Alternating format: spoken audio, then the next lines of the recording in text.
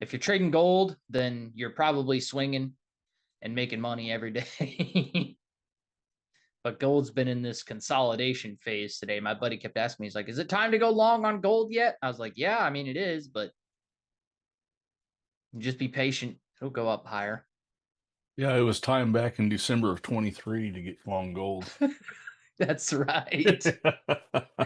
Now you're just trying to chase it at this point. You're just chasing it. Well, So, after I saw yesterday, I thought, when I wake up in the morning, it's probably going to be back down a little bit. That's cool. I walk in this morning, it's above 4,200. I was like, yes, are you kidding me? it can't be stopped, Geoff. They Yeah. just keep taking it higher. Well, and not only that, silver's at 52 and a half. And I Wait, was just like, man, what? they busted 50 and they're taking off on silver now. Oh my goodness. Look at that. Oh, Yeah. we gotta fix this. I don't know why this looks so bad. Yeah. But Alex chickened out on it. So, I oh know. my gosh. Chickened out I on the chickened out. I chickened silver. out on the call. Wait, we still have that debit spread open. That's cruising today, isn't it? yeah. Yeah. Look at that. 2.5%. Silver's doing better than gold. Yep. I know. Yep. Holy, someone's got to call somebody. That's It's crazy.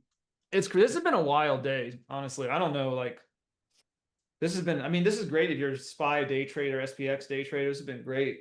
Oh yeah. But These I've been moves are lovely. Well, this Even morning on the opening bell, the S&P, the Dow, and the Russell were all popping up, and the Nasdaq was just slamming lows. And I was just like, man, they've done this the past 3 days. And I was like, I oh, bet you could buy the QQQ right here, and it'll skyrocket, and it shot right up. it yeah, did. that divergence trade. I always forget to look at that, but we talk about that so much. But that's such a good Yep. one. Oh yeah. Well, I think we've got everybody on here. It's 2:30. I have a short video that I'm going to share for everyone because there are going to be some changes coming to the profit panel this Friday. Good And we're changes. just big change, good changes, real good changes. It's going to make things a lot better for you guys, easier on us in certain ways. And it's going to be a lot better than this Zoom stuff. So I'm going to share that now. So I'm going to pull this up here. And it's just a 5-minute video, so hang in there. It won't be long, and then we'll be right back into our regular scheduled programming. So without further ado, just bear with us, folks, and we'll get this going. So you guys all know David Mound. He's talking on this, so just listen up. Hello, welcome to this introduction to our new webinar platform. All of our brands will be moving over the next couple of weeks out of Zoom and into WisePub, a new webinar platform for our free webinar sessions. This will allow us to provide better services and content and help you even more as we go forward and build out this platform. Quick orientation so that you know what to expect when you first get to a session using the new platform. When you arrive, you'll see something like this. Of course, the actual presentation will vary, but the layout should look something very similar to this. All you need to do is type in your name that you want to be known by in the chat and click join, and then you'll be in the webinar. Now, the area on the right, this column, is the chat area. You'll see that this is a group chat. Messages that come from any of the hosts will be highlighted in green, and other messages will just be in gray. You can, of course, type messages, but keep in mind that this is an area that everybody will see what everybody else is typing. If a host has pinned a message to the top, like this one up here, it will stay there even as other messages scroll by so that you can continue to see that message. Note that at the top there are a couple of other icons. One that you'll want to pay attention to is this double speech bubble icon. This is a tab for private messages. You can hover over any of the host's messages in the group chat and click on the double speech bubble icon, and that will open a private message between you and that host. And of course, this is just here from earlier test conversations, but you can have a one-on-one conversation with any of the hosts by doing that, and you can go back and forth between the group chat and the private chat by using the icons at the top. You can also collapse the chat window if you want to and reopen it, and you can pop it out so that it will go into a separate window that you can then drag onto another screen if you're using multiple screens. Now, about the presentation area itself, in the bottom left corner, you'll see a speaker icon. This is your mute and unmute button. So if you can't hear the video, but you see it playing, you can double check and make sure that you haven't accidentally muted it. In the bottom right are a couple of other icons to control the size of the presentation. The double arrow icon will make it absolutely take up the whole screen, but this will of course hide the chat and other elements, so this is probably not what you want to do most of the time. There is a button to the left of that called Picture in a Picture. This will actually shrink it down into a little floating window so that you can do something else with the screen in the background without losing the presentation. This is particularly helpful if you're on a handheld device and you need to go to like your brokerage account or some other web page, but don't want to lose the presentation while you do it. And then you can bring it back to the main area. Now, what I would recommend is that everybody clicks on this little monitor button down here. This will make the presentation area take up the full screen, except that it won't hide the chat column and it will not hide the announcements, which is a section underneath the presentation. This is an area where we can post things as hosts that we want to kind of stick here and be here for the rest of the presentation, rather than put something in the chat that might scroll by as people put messages in there. So we can either, as hosts, we can either pin messages to the top for you, or we can put them in here as announcements. When we do drop a new announcement, you'll hear a little jingle to let you know to scroll down and look to see what the announcement is. And that is pretty much all you need to know. Quick review. In your presentation area, you've got your mute on the bottom left. You've got some screen controls on the bottom right, but the one I recommend the most is this little screen button here that lets it go full screen without actually hiding the chat and the announcements. And then in the announcements, if you want to send a private message to a host, just hover over one of their messages and click on the little double speech bubble icon, but then also keep an eye on the main chat. I think that just about covers it. Of course, if you have questions, feel free to ask them as you start using the new platform. We know that change is not always easy, but we are doing this so that we can continue to improve and increase the number of services that we offer you and the things we can do within each session. So we hope that you will give us some grace as we all adjust to the new platform. Thank you very much. All right, so that wraps that up. Right there. The AI is getting so good, man. I don't know if anybody knows that, but Dave is actually trapped in my closet, and he hasn't seen the sunlight for weeks now. He's just been purely AI. That was AI Dave right there. You wouldn't even be able to know it. I swear when I saw Graham, I thought he was in the bathroom. Did you notice that? It looks like there was a toilet behind him and there's tile on the wall. Just like, what in the world? Where is he? Oh my gosh. Oh man. Yeah. And well, I mean, we know with this that there is some kinks we're working out, but I do just want to let everyone know we're working very closely with the folks who created this platform, and they are actually streamlining it for us. Like they're adding in features every day and improving it. So and we're gonna be on this on Friday, right? Yes, on Friday we're gonna switch over to it permanently, and Dave will be on to make sure the transition goes good. So other than that, that's all I've got. We're back to the profit panel. So Alex and Jeff, you guys take it away.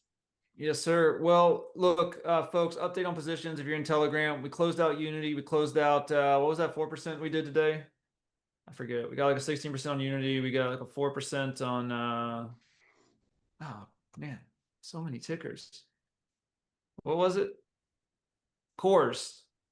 No, wait, 16% on cores, 4% on Unity. I got it mixed up. Anyways, markets are hectic today. It was a tough knife fight. I told you it would be. I hope you guys got some gains though. Let me know in the chat if you did. I am still holding lack. Did not go how we wanted to overnight. Feel free to exit. I actually am going to hold on because a little bit of I mean, it's right around this former resistance line. Also, Beston just said they're going to actually start making price floors for all these companies. I don't know why it's selling off today. You know, they just literally said there's unlimited upside to these. The government's going to step in, and I don't know if you saw that, Geoff. Did you see that? You know, I saw that briefly before we got in here. I was just thought, well, I need to go check the news, and I saw that. I was like, what in the world are they talking about? Yeah. Yeah, so we're getting into like mercantilism. I mean, they literally said they're doing it to compete with China. So Well, that sounds like manipulation myself. yeah, but it's gonna be good for these companies, I would think, though it doesn't seem to be playing out that way today. I'm gonna hold lack. I'm also still in Lemonade. We've had, I know we're down. But sometimes these take, a day or two to play out. Lemonade did cross over at open. Oops.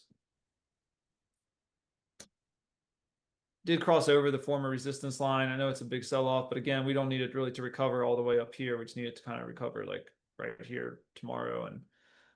And I think, I don't know, look, these are all just my hypothetical, like what I think. I do think we're seeing a lot of price action tug of war here. I think SPY's, it wants to go higher. I think it could go higher tomorrow, which has kind of been dragging. I mean, I was watching all these positions today, and I will say, like, normally they aren't as correlated to SPY, but man, all of our positions were just kind of following SPY today, which is, like when SPY would dip, they would dip. When it would rise, they would recover. So anyways, I'm still on those positions. Feel free to do what you want with them. I'm going to hold on, and I'll let you know, losses, gains, if they happen. All points. Sorry to hear that, man. I hope it works out. I hope that, well, we're making this better. So, this is, I think there's always trade-offs. I think it's somewhat better than Zoom. At least I can type in orders easier. So I can type stuff in there easier. We'll see. We'll see how it works. Put things in the bottom in the announcements. Like if you put a trade out, it's easy for me just to pin it there rather than having to repost it. And there'll be pros and cons, but I think overall there'll be more pros than cons. Yeah. And there's even cons with Zoom. So I've got complaints about Zoom. There is. Yeah. So I was going to look at Walmart. Let's look at Walmart. I'm up 35% right now. I know, Blake, you trimmed at 50. I did. Yeah. I got like, it was like 45, 46%. I think I sold that like that on that pump right there at open at like, what was that? Like 10. Yeah. Like right up there. It was like 60%. Was it? At some point, at one point, yeah, I think like right here is at 60%. Yeah, I got out because I was like, we'll just see. What about you, Geoff? I thought I had a order to get out of that thing at like 109, but I guess I didn't. I was just not checking that, but it's looking good. Yeah. Right now it's at $1.09, so, or $1. So got in at 70. What was it? 72 cents. Yeah. So, looking good. Yeah, I mean, I think I don't know whether to get out today or not. I know we got have what, 9 days? Some juicy ones. I'm believing in the wave trader here. We're going to 115. All right. Yeah, we do. The wave indicator did say we have a higher price target. So trim your position if you want, but we were aiming high for this one. So yeah, I already got some a couple people emailed me saying, "Oh, nice, Lou got out." I mean, I have no problem taking them down at 30%. Don't get me wrong, but I'd like to see the little bit left going on up. Yeah. And again, Walmart's been structurally strong today with everything going on. So if we it It didn't care what the S&P did; it was going to go up. Yeah. So usually that's a good sign if you find the leading tickers. When we have a red day, like sometimes that can be a good sign they're gonna go up. Hey, would you Yeah. grab all these testimonials, Blake, from Glenn and Lou? Oh yeah, I'm working on it right now. Thanks, man. No problem. So, folks, for the scan, I want to show you guys something I do. So we entered on, this is the 3-minute chart on Unity. We entered at 950, right. I think we entered right here. So this is how I look at the price action. You see that we established like a little bit with this high wick, we established a little bit of a resistance line, and then we sold off, but we were still above the 9. Actually, we breached that resistance line, sold off again on the 3. But actually, I was looking at the 10-minute at that moment here. So we got in like right around here with a little bit of a breach. But then you saw that we got this like sell off here. I established like a support line here with this wick bounce, and then we had another bounce off of it, which meant it was strong. And then we actually crossed over this resistance line, and this became a support line. This resistance line became a new support line. Almost got over. I think we were on the verge of a breakout before SPY started turning on us. I think we could have gotten a nice, even a 30% or more pop on Unity. However, we did reject it. And then when we sold below this, I sent out this is when I sent out the exit alert when we broke below this. So that's how I kind of use the technical analysis combined with this this scanner here. And I have a whole training module I just recorded that's going to be in when you start using the scanner, so you guys can see how I do it too and review it and reference back to it. But it's good we got out, because then everything just started selling off hard, man. But yeah. I don't know, it's been a wild day. It's been a hard day. That VIX pushed up, man, and the next thing you know, the volatility kicks in. I know. I mean, so this is what I was talking about. Trump administration will set price floors across a range of industries to combat China. Isn't that crazy, man? Yeah. Crazy stuff. When I saw that, I also kind of scrolled down and I saw another one that the U.S. was looking to buy into more companies as well. And like I said, this just sounds like company and market manipulation, in my opinion. That is not free markets. Yeah, it's not. And I don't know, maybe the markets didn't like it, because it's like what are you guys doing, right? Maybe the market's like, no, this is not how America works. No. It's just crazy. It's always crazy to me that we literally built China into our biggest enemy. What a dumb move. Yeah. What a dumb move. Like all of the like the foreign policy, Georgetown grads, John Hopkins, man, they all were just couldn't win a war, couldn't bring peace to the Middle East. It takes like a real estate magnate and his son-in-law to do it. But like now we're dealing with the consequences. We have a massive China that we basically funded to rise, and now we're having to rethink the way whole America, system works, just to try and stay afloat, because it is hard if China's basically just subsidizing all of these industries to just get market share. I mean, they play the long game. Oh, and yeah. This is why Go ahead. They played 10, 15 years out easy.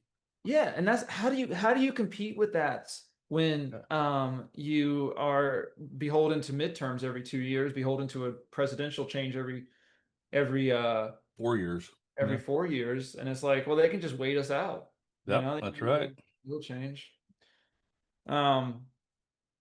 But anyways, this is interesting. I'm still doing research on the JP on the what was it? Was it JP Morgan that's doing that? Yeah. Oh yeah, the American First portfolio. Yeah. We're putting that together.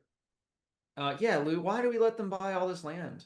I don't think like, honestly, I don't think foreigners should be able to buy American land. I don't think it's, I mean, even I don't think any country likes it. I know in Mexico, people have been like protesting because all the gringos are going down there and buying up all the property too. So like no country wants a bunch of foreigners buying their own land, Right. you know? Um, yeah, I was gonna say that too. The land around military bases. Anyways, I'm not trying to get too political here, but it is, I mean, the politics does function. I mean, obviously politics translates to the markets. Like this is Well, it's all they've got to trade off of right now. I yeah. mean, thank goodness earnings are coming out because besides that, we had no economic news to do anything with. So they were just trading off Trump tweets. I mean, that's Yeah. really what they were doing. Yeah. Yeah. Pedro, are Canadians foreigners? Not for long. Yeah. Man. Not Greenlanders either. But yeah, so Bank of America reported good earnings. How have what banks have reported? JPM, have they reported? If you want to see a good one today, Morgan Stanley. Okay. Oh, dude, a bank doing that? Holy moly. Yeah. That could not have been, that could not, I don't know what the expected move was, but it definitely was probably not that. No, it was not. But That would have been, Morgan Stanley took off today. yeah, wow, look at that. Um, that's crazy. Look at that, man. 33% surprise, 10% revenue surprise. They're up Yeah. 5% today. That's crazy. Well, good on the banks, man. I mean, yeah. What's everyone's predictions for earnings? So let me know in the chat. Do you think earnings this season are going to be, let's say, growth, loss, or even? I guess I don't know. Mostly Oh, up. pick me. Pick me. Yeah, Pick Jeff. me. What do you think? My thought is that I think there's going to be a lot of surprises to the good side Mm-hmm. because everybody was saying back in April how bad it was going to be come this fall, and everybody found out that it wasn't as bad as they thought it was. And Mm-hmm. I think they've probably got to rethink, and I bet you most companies actually do better as opposed to worse based off of that assumption. Right. Okay. Yeah. Yeah, because it's always the guidance. It's always like the differential between expectations and guidance Yeah. slash results. Yeah, but I think they're going to actually, I mean, like Morgan Stanley here, right? I mean, they've done tremendously better. But if you look at everything based off of expectation, I think they will be better. Just because I think everybody expected everything to be worse because of tariffs and whatever else is going on, trade deals, blah blah blah blah blah. Yeah. And I think they're going to end up actually beating expectations because of that. Yeah, I like that. I'm kind of in the same boat. I don't think the experiment, the Trump Besson experiment, has been a failure. Actually, I think it's been actually Yeah. pretty And successful. If you look Sam, at tariff revenue. yeah, I don't disagree with Sam that the tariffs maybe over the long haul may eventually hurt them. I'm not going to disagree with that at all. I mean, they've definitely hurt the farming side of stuff. Um, but yeah, I mean, I think the long term it it could end up helping, um, but it might hurt for a little while. And even Trump said that. I mean, it's good. He says it's going to hurt in the short term. It's going to be a whole lot better in the long term. Yeah. And yeah, so. Dinosaur. Actually, I want to ask you this, talking about because like the cooking oil thing happened yesterday. Was that Yeah, yesterday? yeah. What are soybeans doing? You want to pull up your chart, then we'll get into this premium scanner, see if we can sell some credits for Friday expiration. Old Yeah. soybean. Yeah, let me. Let's talk about Barron Trump shorting Barron Trump soybeans, shorted shall we? soybeans? Yeah. Well, that's How not about insider. that? That's not insider information. Couldn't be at all, right? So soybeans here, and here's a good old daily chart. It's been really chewing around a lot. It's not real weak. It's not real strong. It's still trying to figure it out. Um, but our problem right now is China is our largest purchaser of soybeans, and they have not purchased one little bean yet this year. And because That's of great. that, you have decreased price in soybeans, and even in wheat and corn as well, you have a decreased price. I mean, just because we've got a lot of corn, soybeans, and wheat, for one thing, as far as the supply side, but we can't sell it. Now, we can Mhm. sell our corn and our wheat and stuff like that. I mean, Mexico down here buys a ton of corn from us. But the soybeans we ship over to China, they make the soybean meal, we repurchase that, and here it is. And so we sell a lot of crush and everything like that over there. And with the input cost and the transportation cost for all that, the farmers are actually right now, unless they can get some help from the government, they're going to end up losing money. We might end up losing more farms, and that's what we don't want to see. Right. But with the decreased price in these beans, beans should be up around probably 13, 14 bucks, and here we are at 10.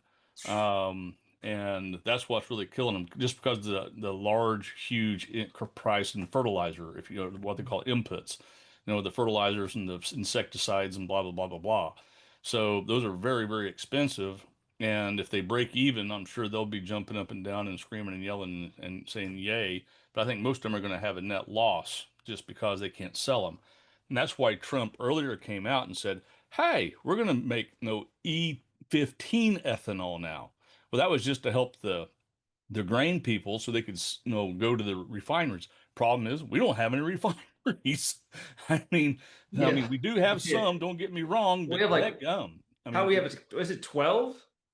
yeah. I mean, it's ridiculous, and we're about to Yeah. lose three more over in California. Yeah. So I mean, it's just absolutely ridiculous. And they need to build more refineries. But of course, you can't just say, well, I'm going to build a refinery, and in 3 or 4 years they'll have one. I mean, that's the problem with that. It's a long-term deal just to build one of those things. So I think right now the farmers are really between a rock and a hard spot, and that's what they're really griping right now at Trump, saying, "Hey, you're going to be meeting with Xi here in 2 weeks. Sell some soybeans." and Yeah. and that's why you see a lot of him talking about him, because he's got it in his ear. He knows he's hurting them, and he's going to try to do something to help him out. And even Rollins, who's the USDA secretary, she actually sent out a note to everybody saying, hey, with the government shut down, nobody's getting any money, so don't even ask. And Hmm. I was just like, ah.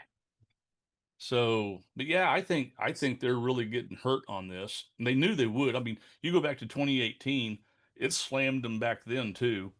And then eventually they were selling all the beans and corn they could for the next 2 or 3 years. And this is exactly what's happening now. It's hurting them real bad in the beginning, but hopefully come next year they'll be having a whole lot better year. So So, sorry, go ahead. I just oh, had, and another thing that's on the table right now, which they haven't done anything because the government shut down, they have a brand new farm bill. And that farm bill is not getting passed just right. because, well, nobody's there to pass it. So, I mean, the what is it? The house is basically empty, just because they're saying, well, we already did our job. You all need to pass this deal and get us, our budget going, and we'll go from there. So kick the can down the road, basically.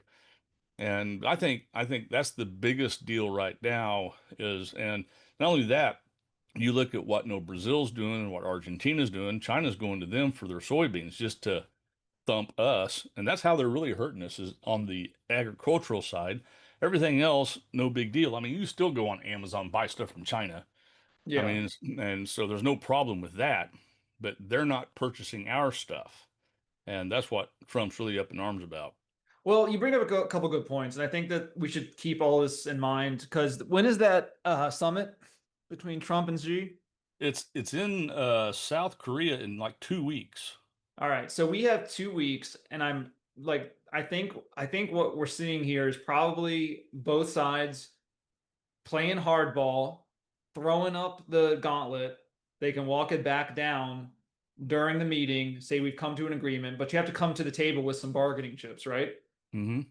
So 2 weeks will basically put us at the end of October. This is actually pretty aligned with October volatility. We're probably going to be more volatile for 2 weeks, right? I would think. I Yeah. think once that trade deal, I think if as long something is going to happen with that trade deal.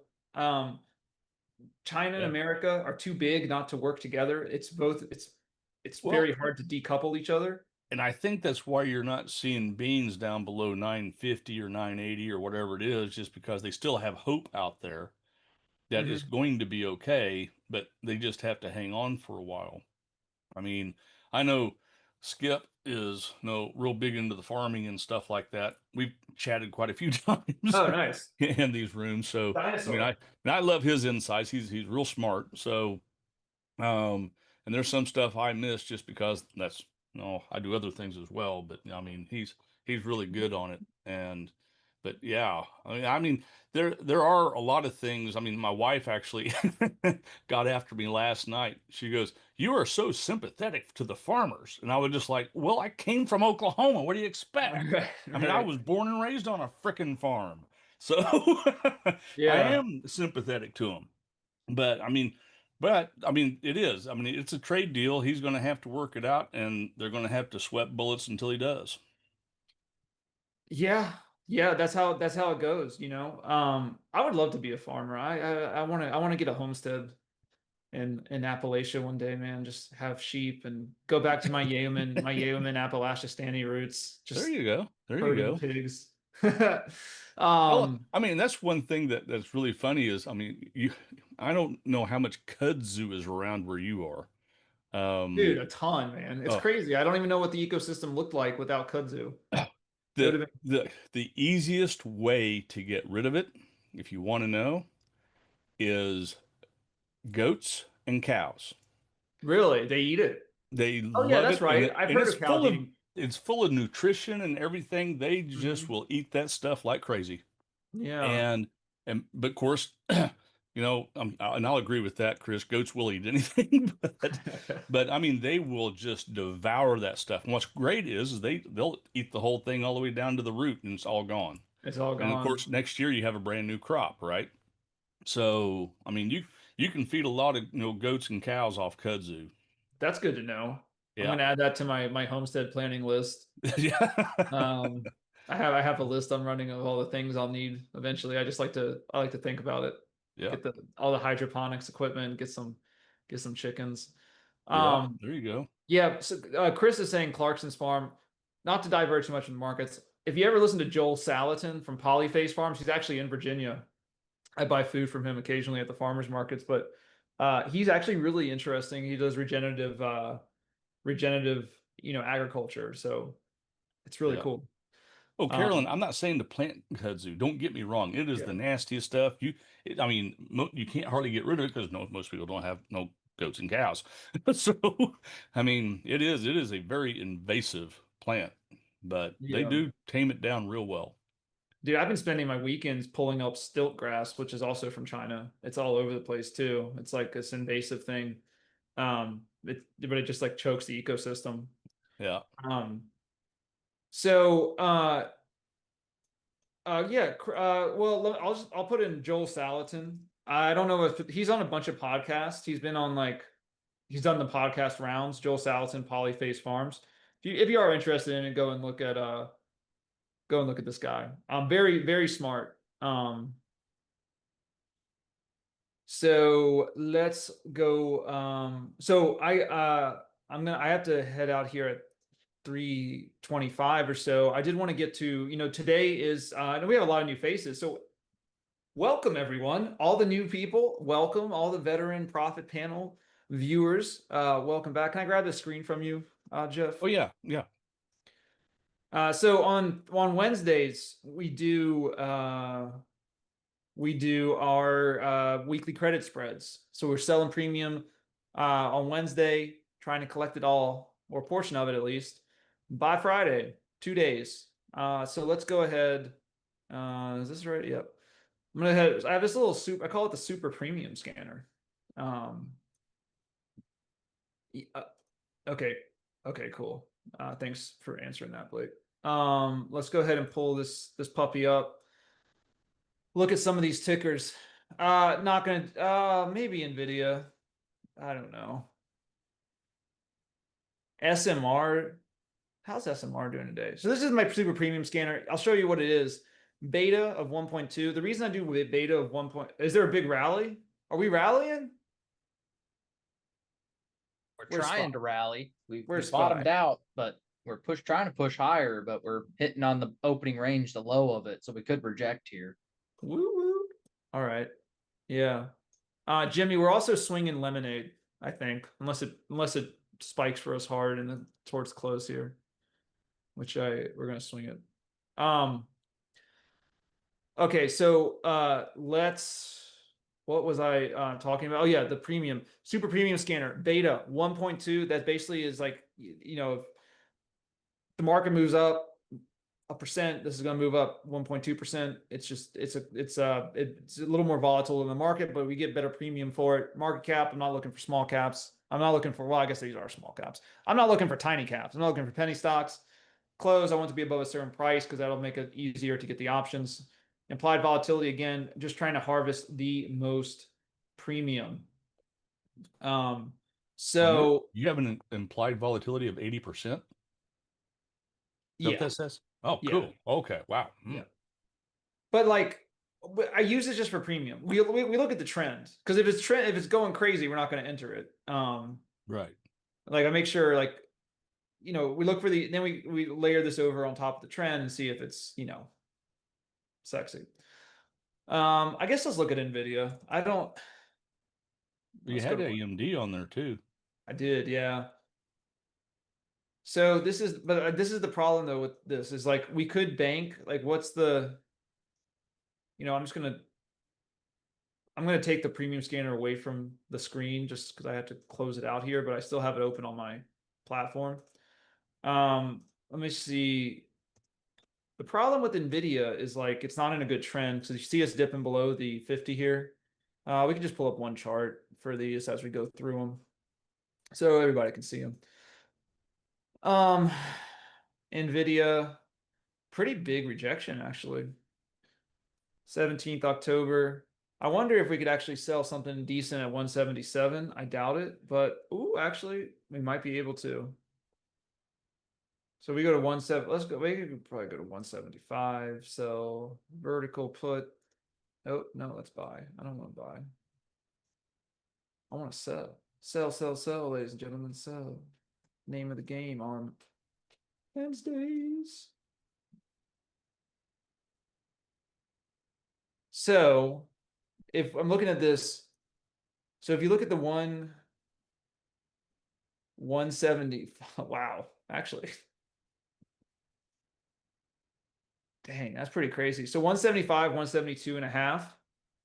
We can get 40 bucks per contract.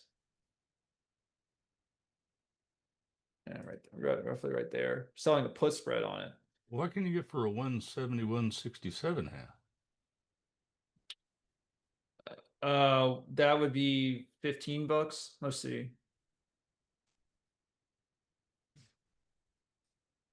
14 cents. 14. Okay. 14. So, but 172.5 could be 23 bucks.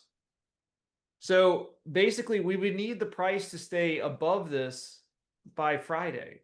This is a firm rejection, but the only thing is with NVIDIA is it is below and trending down.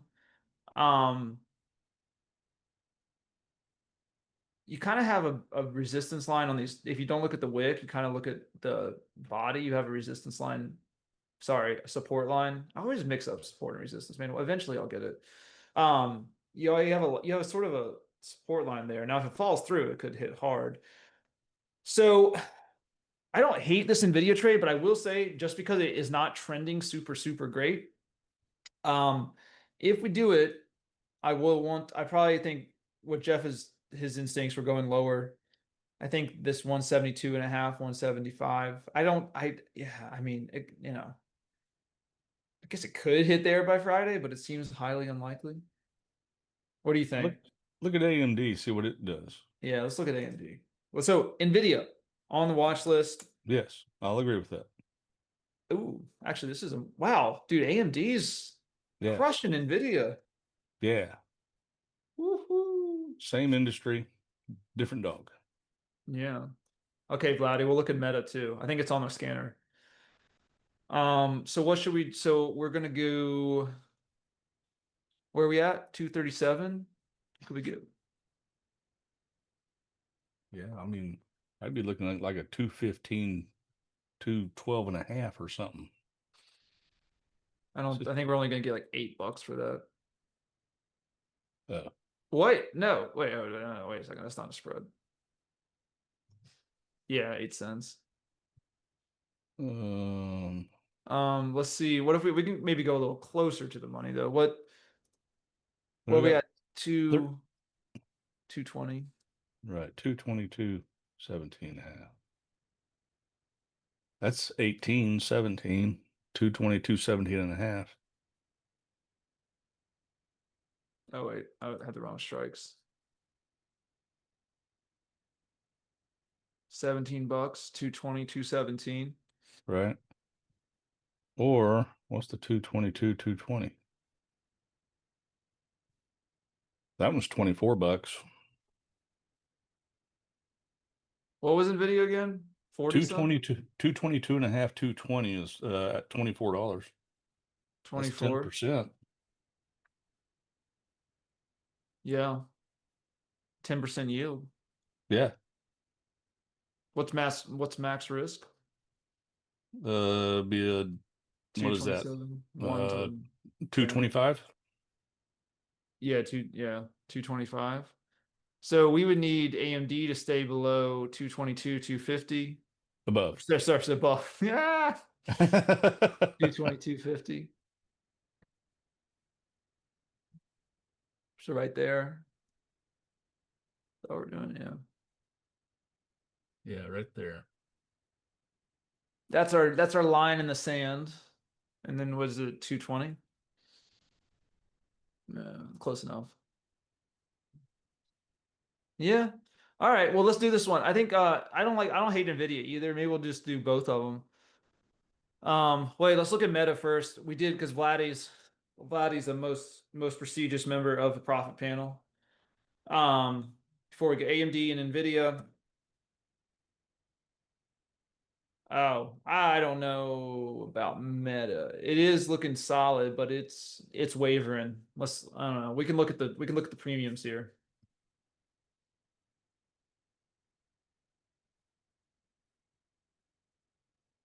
Below the 200 period. You gonna do a call spread?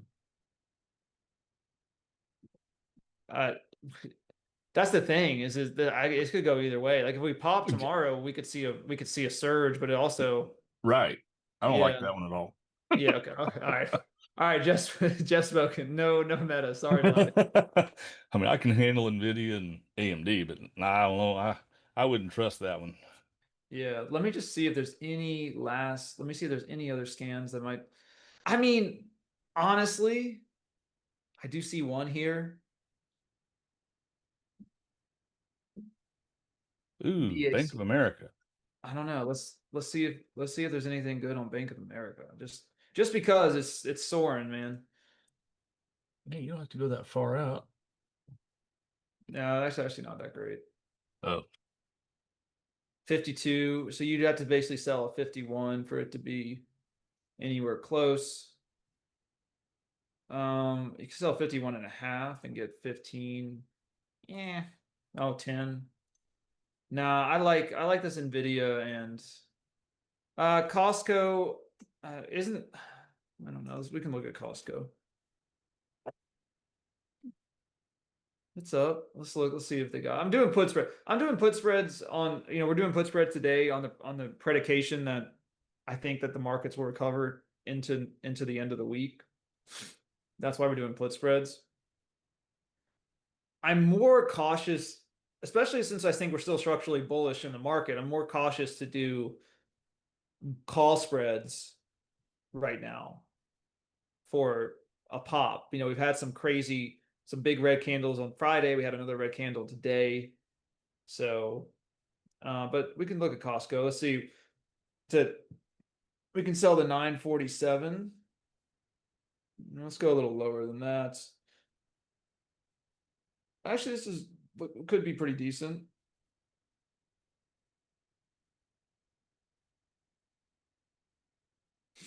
So 940, 937.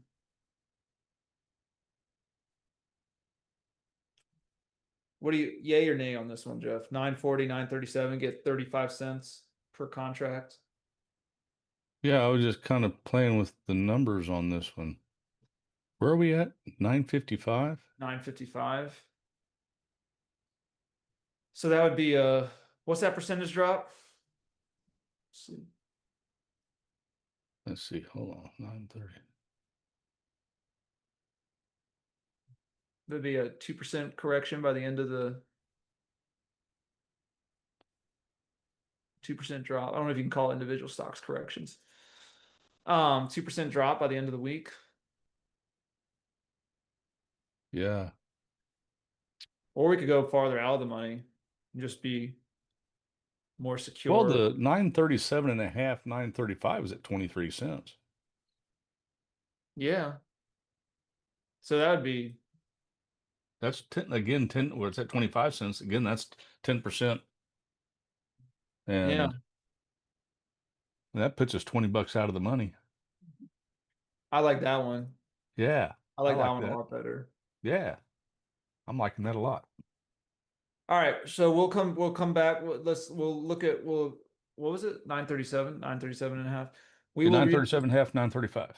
Yeah, we'll come back to the AMD and NVIDIA calls. Let's just go, since I do want to do this one. I think we might as well do it while we're on the chart here. Uh, see, this is why we're switching platforms, because I can't type stuff. That's right. That's right. Sell to open cost 17 October 25. 937.50. 937.50. Buy to open cost 17 October 25. 935. 935. Puts. Remember, it's the opposite on spreads.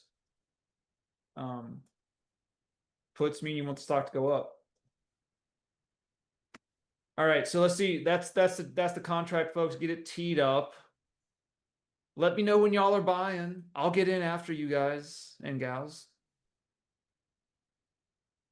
Just so we make sure we're all on the same page and I'm not trying to push the markets and use you guys as exit liquidity. Definitely couldn't do that on Costco. All right, let me know when someone gets in. I'm gonna go try and get filled for 25. We're gonna try and let this expire worthless. So we'll get $25 per contract by expiration on Friday.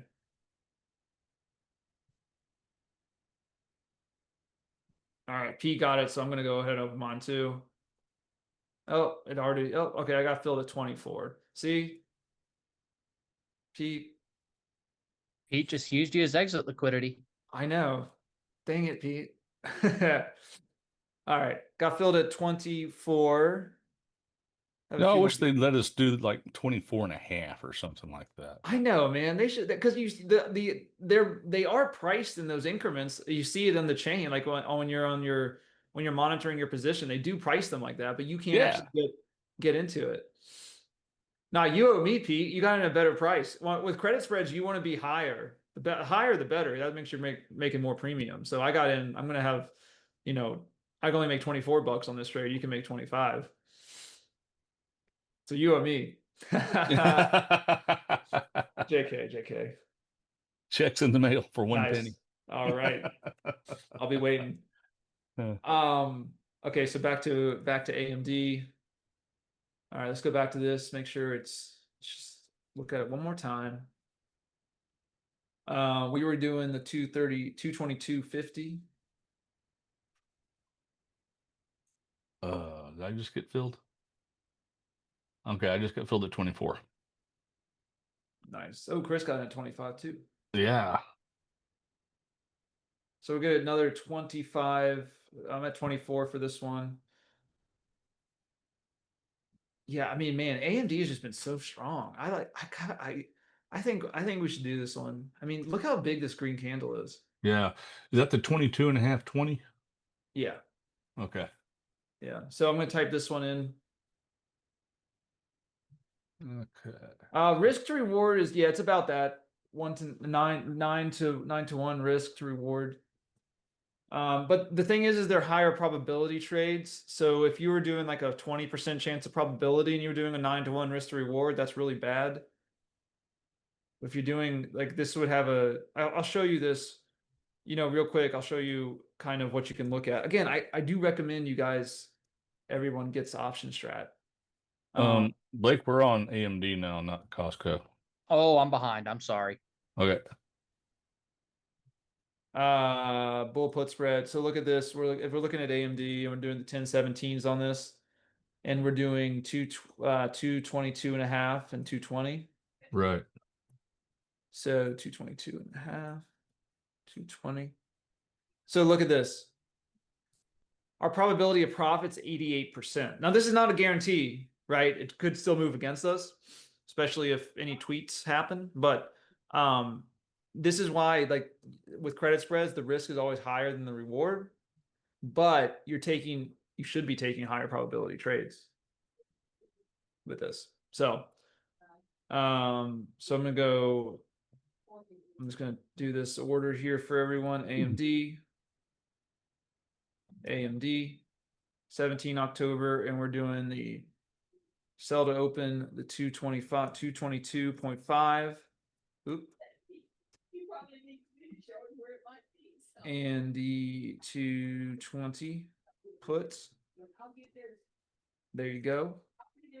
Everyone, let me know once you get filled. I'm going to set this order up myself. I'm seeing 24. Now I'm seeing 25. It just now got to 25. All right. Pete, 25. All right, now we're even, Pete. So you got in at 24, I got in at 25. You got in at 25 on the last one, I got in at 24.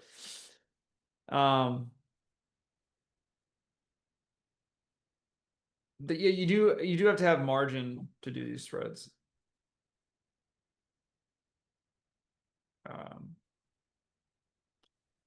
So now NVIDIA. Let's go back to NVIDIA, see if we still like that one. So this one is not trending like the other two are as well. But this is a pretty good drop on NVIDIA, I would say, for this week.